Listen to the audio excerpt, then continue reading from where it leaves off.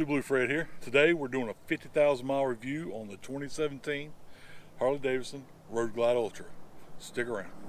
We're going to go over things like performance, reliability, pros, cons, comfort, the times I took it back to the dealership, likes and dislikes, handling on the interstate, the twisty two-lane back roads. Let's jump right into it. Let's talk about handling. Handling on the interstate, I can't imagine anything being any better. It tracks straight. You can take your hands off the bars and it'll just glide down the highway. Buffeting around trucks and cars is not an issue. Twisty two-lane roads, that's another story. It's a bit heavy. You have to push the bike. You really have to ride it to get it going fast in the twisties. Getting up on the tank, riding like so, would do you a lot better in the twisties. And empty your bags. You want more weight on the front than you do on the back to really get it going. One thing I don't like about the handling of this bike, on long, fast sweepers, it'll start to wiggle. The first time it does it, you won't be expecting it. The 15th time it happens, it's old hat. I'm used to it. Supposedly, if you change the rear shocks, that'll solve it. I haven't done that yet, so I don't know. Let's talk about comfort. It's very comfortable, but I added a new seat to it. I got it 2 inches longer and 1 inch higher. My legs are fairly long. I added bars that correct the horrible wrist angle on the stock bars to where they're more straight now. That was another big comfort item. Highway pegs, that's another item. But now that I've got it where I like it, this is a wonderful bike to ride. Let's talk about performance. My biggest concern when I bought this bike was, would I have enough power to pass cars or big trucks on two-lane roads? And the answer is yes. It's plenty powerful in stock form to do that. Is it the fastest thing in the world? Absolutely not. But it's faster than a lot of cars, and it's plenty to make you happy if you realize that this is not a sport bike. Reliability. I've had this bike in the shop one time. The oil light came on. I was right there at the dealer. I pulled over, I shut it off, I checked the oil was fine, I drove it into the dealer. The light never came back on. We continued on our journey, and when I got back home, I went to the dealer, told them what happened, and they replaced an oil sensor. It's the only time it's ever been to the shop. Add-ons, lights, phone mounts, cup holders, name it, stereos, handlebars, whatever it is that you like to add to a bike, there is not a better one on the market to do it to. Everything is plug and play. Everything is made specifically for these bikes. Pulling the tank off is 4 bolts. Pulling that front fairing off is about 10 bolts. It can be done in about 10 minutes. And you can just lay the wire down and plug everything in. Fabulous. No messing with the fuse block and no having to splice in the wires. None of that. It's wonderful.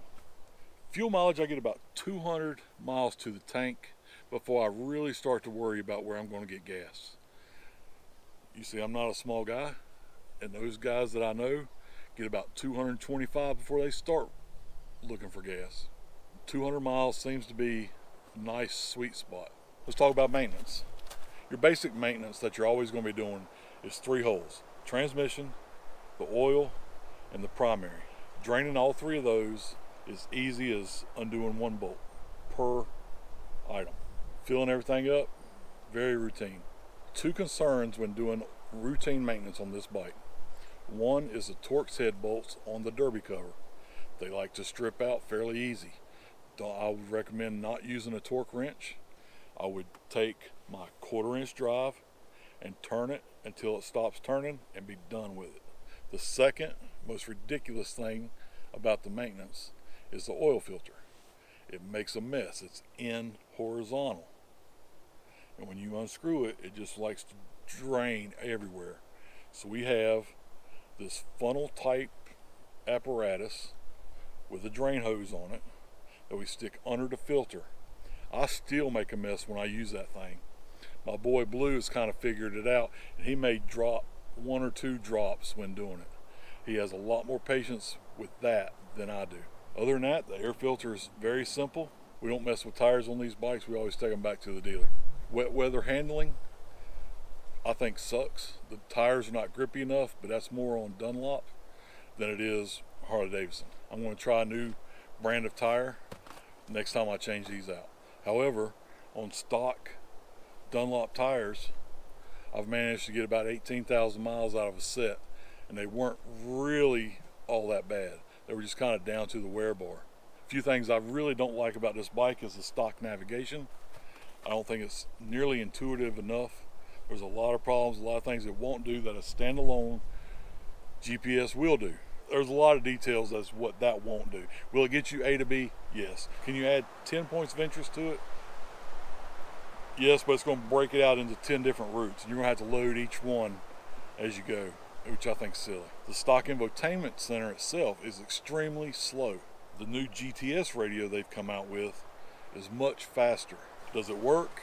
Yes. Can you make phone calls? Yes. After you go through about 6 menus, you can make a phone call. Incoming phone call, not a problem.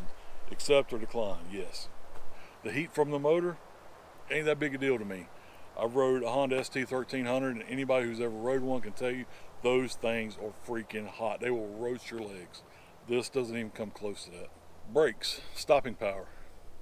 I don't think it's a big deal. I think they're okay. Are they the best? Probably not. The one time I truly needed them, and I really grabbed a whole handful of front brake and stomped really hard on the rear brake, that thing stopped really quick. But you have to put a lot of pressure to it, and it really will. The front rotors, however, I've changed 3 times. I am a front brake kind of guy, and I kept warping the front rotors. So this last set that I put on, I've started using my rear brake along with the front brake, and so far probably about a year and a half, I haven't warped the front rotors yet. So if you're warping yours, start using your back brake some. It may help you out. Factory stereo sucks. 80 miles an hour on interstate, you can't hear it. You can't even piece the words together enough to sing along with the song. If stereo is important, plan on spending some money to upgrade it. Whether you can do a DIY that you find on one of the internet forums that costs you about $600 with amp and 4 speakers, or there's a lot of aftermarket folks that you'll spend 16 to however high you want to go. Known issues. There are a few. There's a sumping issue, oil migration issue, a casting issue on the very early models. I haven't had any dealings with, but I know there's a lot of information out there of people who have. Do your research and make your decision based on that research. Things I like about the bike. I like that there's a factory CB option that you can add to this bike. If it's under the fairing, you have to replace this cluster, but you don't have this big dorky thing hanging off your handlebars. I love the styling, the power, the comfort, luggage space, just the design of the bike. I love that it has a stereo and infotainment center. A lot of bikes don't have that. Even though this one is slow, once everything is booted up, it works well. I love that it has cruise control. I love that there's so many parts available and they're all plug and play. That it's a straight ride, it's a plush ride. There's a huge fun factor in ripping on this bike. Remember this, it's more fun to ride a slow bike fast than a fast bike slow. Things I don't like about it is the stereo stock should be louder. The stock seat, absolute garbage.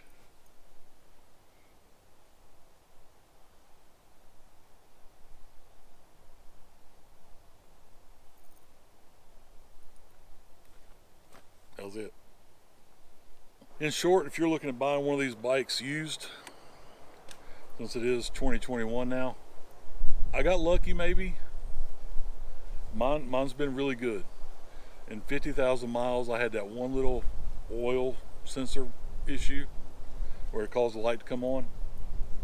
And right at 50,000 miles, I changed the cam, the oil pump, the cam chest, lifters, push rods, put a new exhaust on it, a fatter air cleaner, and a tuner. And I've been back to the dealer since I've done that probably 6 times. I mean, you see where I'm going. If it were me and I was looking at this style bike, the Rushmore, and I was looking for something cheap, the 17 is probably not a bad way to go. However, if you go with the 2019 model, you get the much faster, better stereo that also has Apple Play and Android Auto. You get the bigger 114 motor. I guess that's about it. That's the big things. And depending on what the difference was in price, within $2,000 I would get the 2019, simply because of the radio. The power plant, the 107 to a 114, that's not really that big a deal for me. And obviously, if you can afford the 2020, that's even better, because they came out with the limited, and they come out standard with heated grips, the GTS radio, the 114, and a few other things that you might really enjoy. I guess that's about it. That's my 50,000 mile review of my 2017 Road Glide Ultra.